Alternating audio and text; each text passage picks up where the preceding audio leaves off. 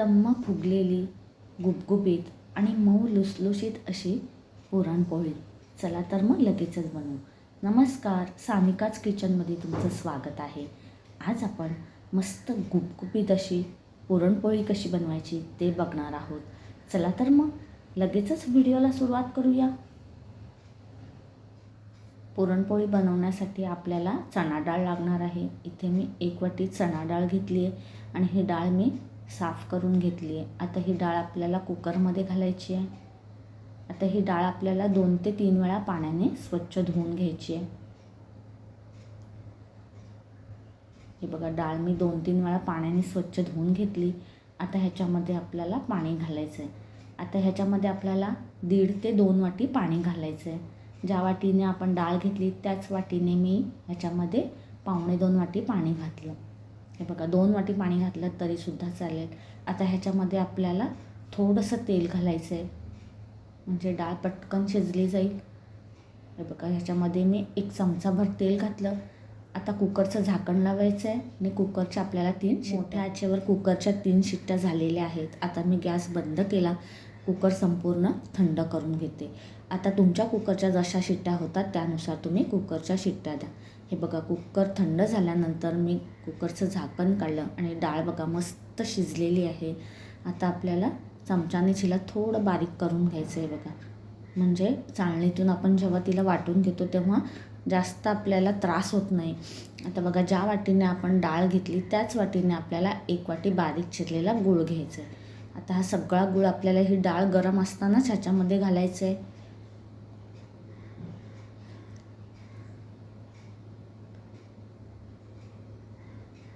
आता हा गूळ आपल्याला ह्या डाळीमध्ये चांगला मिक्स करून घ्यायचं आहे.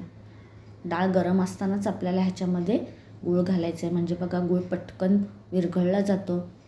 हे बघा, आता हे चांगलं मिक्स करून घेऊया.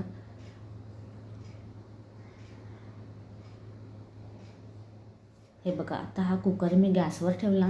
आता आपल्याला मंद ते मध्यम आचेवर गूळ विरघळेपर्यंत हे असंच ढवळत राहायचं आहे. हे बघा, 5 मिनिटातच गूळ चांगला विरघळलेला आहे. आता हे मिश्रण बघा थोडं पातळ झालेलं आहे गूळ विरघळल्यामुळे. त्याच्यामुळे आपल्याला आता हे मिश्रण चांगलं घट्ट होईपर्यंत मंद ते मध्यम आचेवर ह्याला असंच परतत राहायचं आहे. हे बघा, 5 ते 6 मिनिटांनी बघा मिश्रण मस्त घट्ट झालं आहे. आता ह्याच्यामध्ये मी हा चमचा रोवून बघते. हे बघा, इथे आपलं हे मिश्रण तयार झालं आहे. तरीसुद्धा आपण मंद ते मध्यम आचेवर ह्याला 2 ते 3 मिनिट अजून परतून घेऊया. 2-3 मिनिट परतल्यानंतर बघा मिश्रण चांगलं घट्ट झालं आहे. हे बघा, चमचा रोवला तरी पडत नाही आहे. ह्याचा अर्थ आपलं मिश्रण चांगलं तयार झालं आहे. आता आपल्याला गॅस बंद करायचं आहे. आता ह्याच्यामध्ये आवडीप्रमाणे वेलची पावडर घाला. आता इथे मी 1 चमचा वेलची पावडर घातली आहे. आता ह्याच्यामध्ये मी थोडंसं जायफळ खिसून घालते. आता तुम्हाला जर जायफळ नसेल घालायचं, नाही घातलं तरी चालेल, पण मी तर म्हणते एकदा ह्याच्यामध्ये जायफळ नक्की घालून बघा. पुरणपोळ्या चवीला मस्त होतात.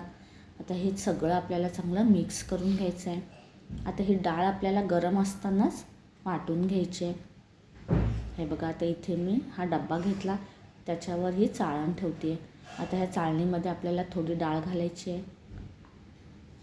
आता ही डाळ बारीक करण्यासाठी इथे मी हा पेला घेतला. आता ह्या पेल्याने आपल्याला ही डाळ ह्या चाळणीवर अशी घासून घ्यायची आहे. हे बघा, गरम असल्यामुळे पटकन बारीक होते आणि आपली डाळ पण मस्त शिजलेली होती. त्याच्यामुळे बघा, डाळ बारीक करताना आपल्याला जास्त त्रास झालेला नाही आहे. हे बघा, अगदी सहज आणि पटकन डाळ बारीक झालेली आहे.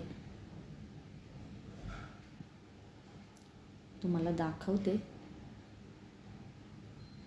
हे बघा, मस्त अशी बारीक डाळ आपली बारीक झालेली आहे.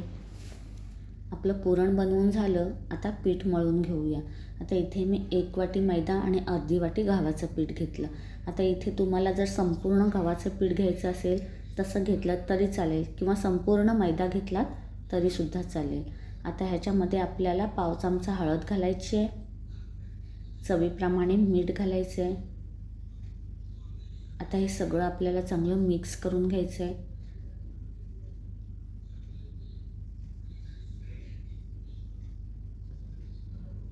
आता इथे मी 2 चमचे तेल चांगलं गरम करून घेतलं आहे. आता हे गरम केलेलं तेल आपल्याला ह्या पिठावर घालायचं आहे. आता तेल गरम आहे म्हणून आपल्याला चमच्याने हे मिक्स करून घ्यायचं आहे. तेलाचं मोहन बघा आता संपूर्ण थंड झालं आहे. आता हातानेच आपल्याला हे तेलाचं मोहन चांगलं पिठाला चोळून घ्यायचं आहे. हे बघा मोहन चांगलं चोळून झालं. आता ज्या वाटीने आपण पीठ घेतलं त्याच वाटीत मी 1 वाटी पाणी घेतलं आहे. आता थोडं थोडं पाणी आपल्याला ह्या पिठामध्ये घालायचं आहे आणि पीठ भिजवून घ्यायचं आहे. पाणी एकदाच ओतायचं नाही आहे, असं थोडं थोडं घेऊन पीठ भिजवून घेऊया. हे बघा इथे मी हे पीठ असं सैलसर भिजवून घेतलं आहे. आता 1 वाटी पाणी घेतलं होतं आपण, त्याच्यातलं पाऊण वाटी पाणी आपल्याला पीठ भिजवण्यासाठी लागलं. पाव वाटी पाणी आपलं उरलेलं आहे. आता बघा पोळीसाठी पीठ ना असं घट्ट भिजवायचं नाही, थोडं सैल भिजवायचं. आता ह्याच्यामध्ये आपल्याला 1 चमचाभर तेल घालायचं आहे आणि पीठ चांगलं मळून घ्यायचं आहे. तेल घातल्यानंतरसुद्धा पीठ आपल्याला 4 ते 5 मिनिट चांगलं मळून घ्यायचं आहे. हे बघा आता परत मी ह्याच्यामध्ये अजून 1 चमचा तेल घालते.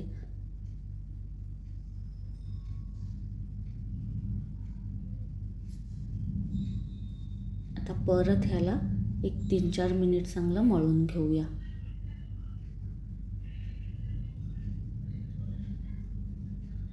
हे बघा इथे आपलं पीठ चांगलं मळून झालं आहे आणि पीठ बघा असं सैल भिजवायचं आहे आपल्याला, एकदम घट्ट भिजवायचं नाही आहे. लगेचच पोळ्या बनवायला घेऊया. आता पोळी लाटण्यासाठी इथे मी हा पोळीपाट घेतला. पोळीला लावण्यासाठी इथे मी तांदळाचं पीठ घेतलं. तांदळाचं पीठ पोळीला लावलं ना की पोळी मस्त खुसखुशीत होते. आता बघा ह्या पिठामध्ये मी थोडंसं हात बुडवून घेतला. आता इथे आपल्याला पिठाचा एक छोटा गोळा घ्यायचा आहे. आता जेवढी पोळी लहान मोठी जशी कराल तेवढा पिठाचा गोळा घ्या. आता हा पिठाचा गोळा आपल्याला ह्या सुक्या पिठामध्ये घोळवून घ्यायचा आहे.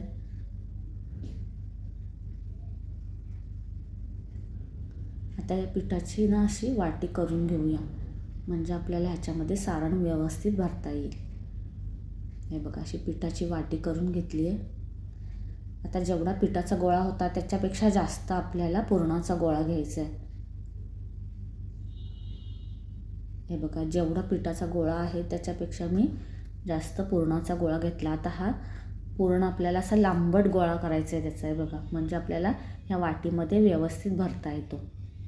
हे बघा हे पूर्ण आतमध्ये दाबायचं आहे आणि पीठ असं आपल्याला वर घ्यायचं आहे. बघा पुरण आतमध्ये दाबून घ्यायचं आहे.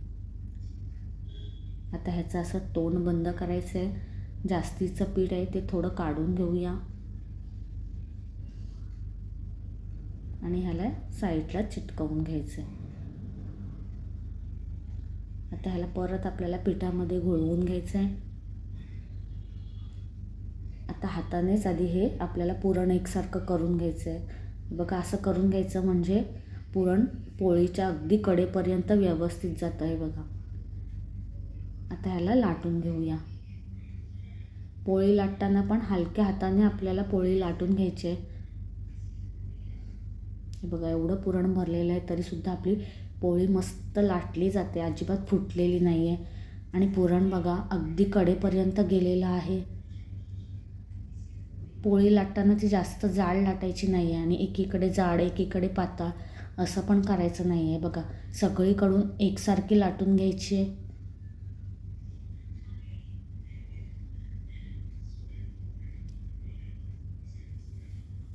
हे बघा अशा कडासुद्धा आपल्याला व्यवस्थित लाटून घ्यायच्या आहेत.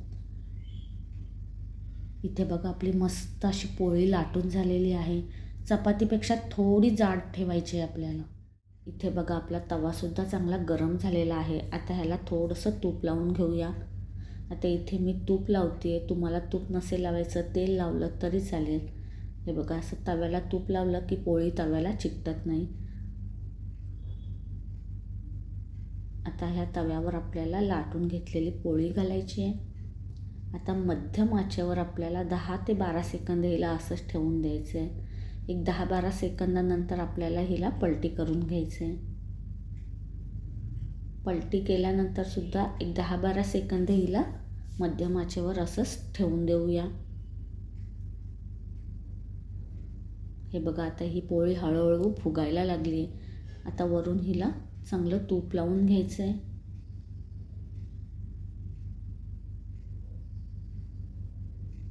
तूप लावून झाल्यानंतर आता हिला परत पलटी करून घेऊया. आता ह्या दुसऱ्या बाजूला सुद्धा आपल्याला चांगलं तूप लावून घ्यायचं आहे. पोळी बघा मस्त टम्म फुगलेली आहे.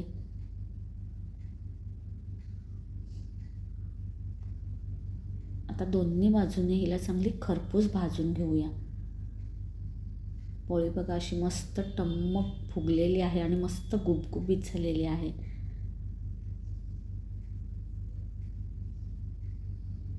बघा दोन्ही बाजूने पोळी चांगली खरपूस भाजून झाली आहे.